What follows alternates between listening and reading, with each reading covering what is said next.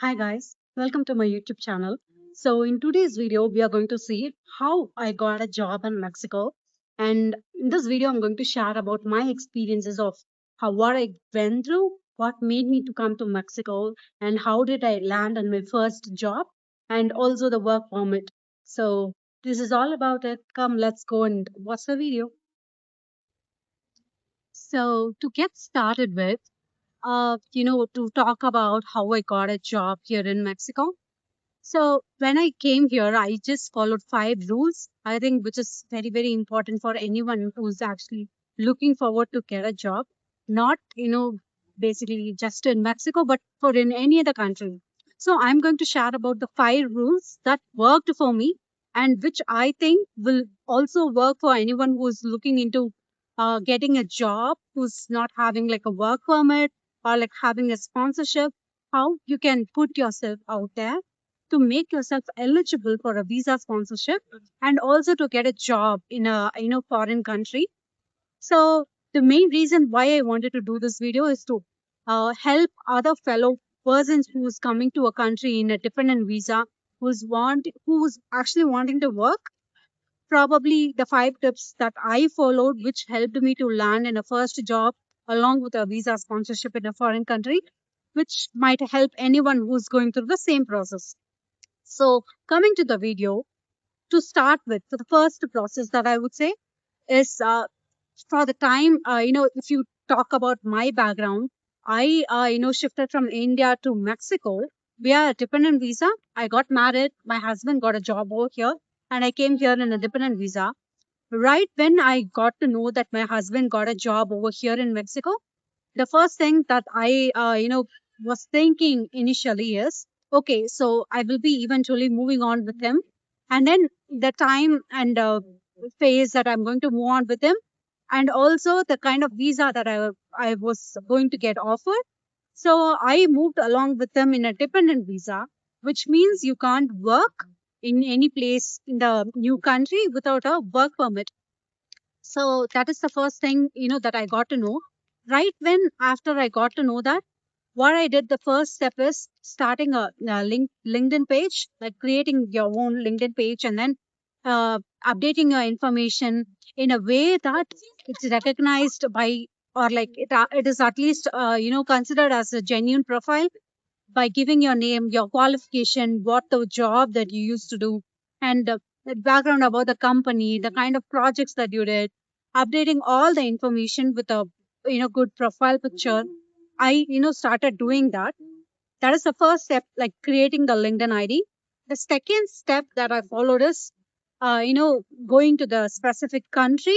Like if in the LinkedIn, if you go and search in the search bar as in like the people category, and then you filter down to the location and go to the desired targeted location, as in like for my case it's Mexico, but for your case for any other country that you're looking for to move, so filtering down to that country and then looking for a people who's in that country, connecting with them with a message saying that you're looking forward to move right there.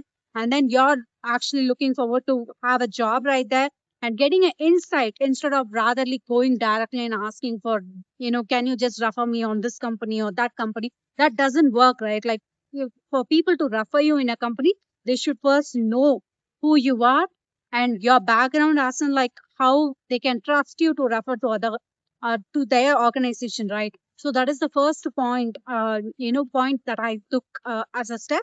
The first one is creating a LinkedIn ID.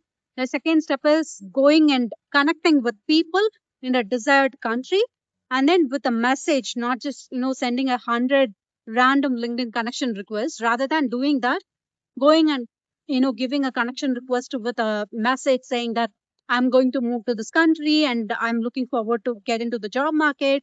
Can you provide an insight as in like how the market looks like, what is the demanding certifications and all such details? If you're going to do that, then people are going to come back to you with a with a guidance as in like, okay, you can do this or that and all of such details. But it's also something that you need to consider is, it's not just if you go and give a request to one people and one or five people they are going to respond you as such. It doesn't work in that way. if you're going to send a request to like 50 people, at least 10 of them will reply. So out of the 10, you can get the insights on about like the job market or the certification that you can do, which can scale your profile into the job market that you're looking to get into. So that is the second step that I would say, going and connecting with the people. And then the third step that I would say is, also after connecting with the people, you also have to go and search in the LinkedIn, as in like that, what is the job that is posted in there. Before getting into directly going in applying there, right before you go to any foreign country, you have to do all of these exercises like well ahead. So ahead of, also connecting with the people, besides that, you need to go and look into the job market, filter to the role that you're looking for, and then see, what qualification they are asking for. And then try to, scale up your profile to align with what they are asking for. So that is the third step that I would say, going and looking into the job market, how it looks like, what is the qualification in demand for the role that you're looking for, and then scaling up your profile to match that. So that is the next step that you need to follow. And then, after you do this, the another thing that I would say is, maybe as a step number four, what you have to do is you have to go and look for the people that probably like if you wanted to get into a job to a company called IBM, and you want to go into a role called account executive. So if you have that aspiration, go and search in the LinkedIn for a person who's already in that qualification, and then look at his or her profile to skim through what is the certification or what is the background education that they have. So if you do this, you will get to know like the idea of what experience that this person has, which fetch them the job that you're looking for, and then trying to scale your profile to that specific person's profile in order to position yourself in the specific role that you're looking for. So I would say that is the next step that you need to follow. The first one is creating a LinkedIn ID.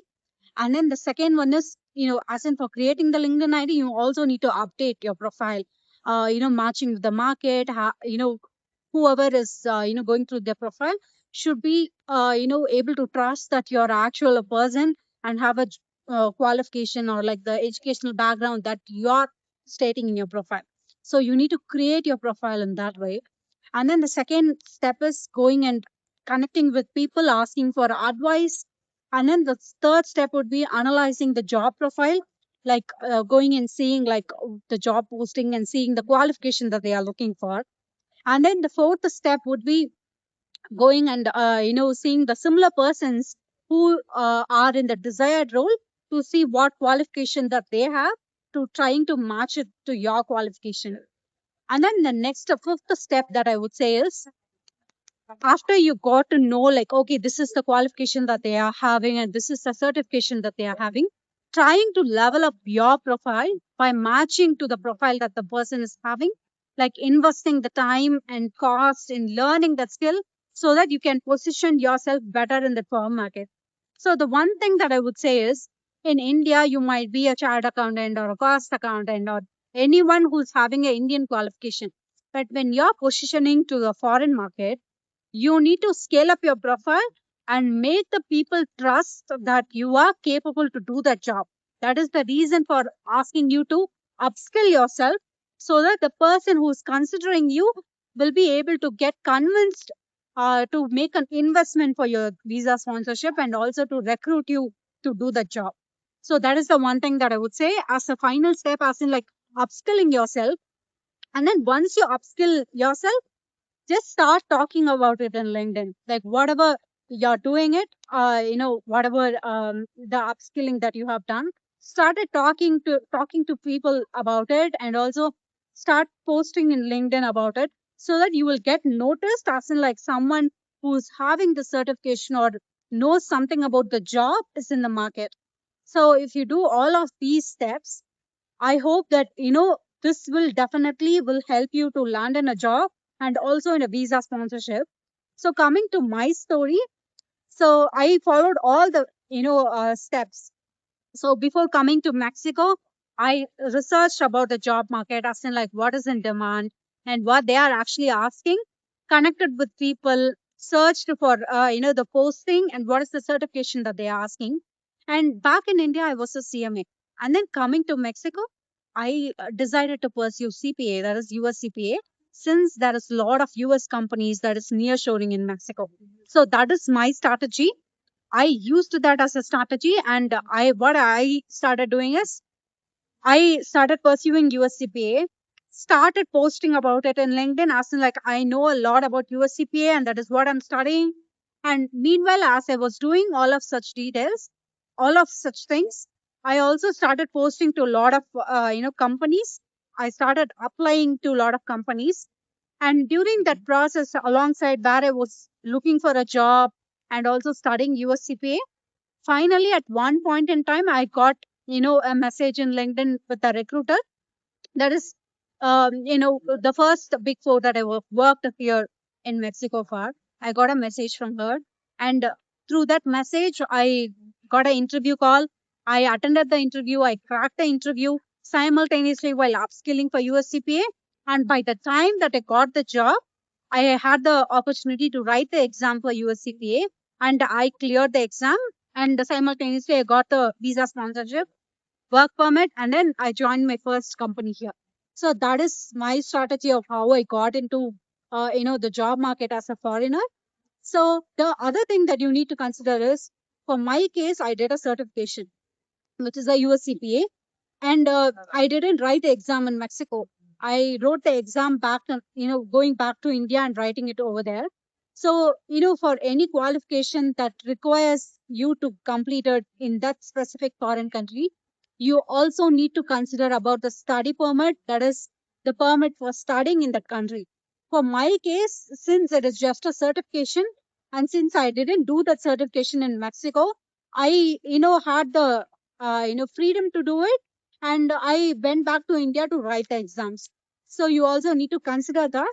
And if you consider all such details and all such points, you can definitely, crack an interview and get into the job market, because for cracking an interview you need the knowledge.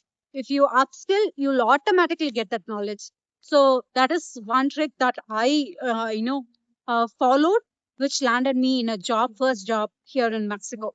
So I hope this video helps anyone who's actually looking forward to move here, or to move to any other country. The strategy is going to be the same: going and connecting with people, upskilling yourself, and positioning yourself to better in the job market, which can fetch you a job.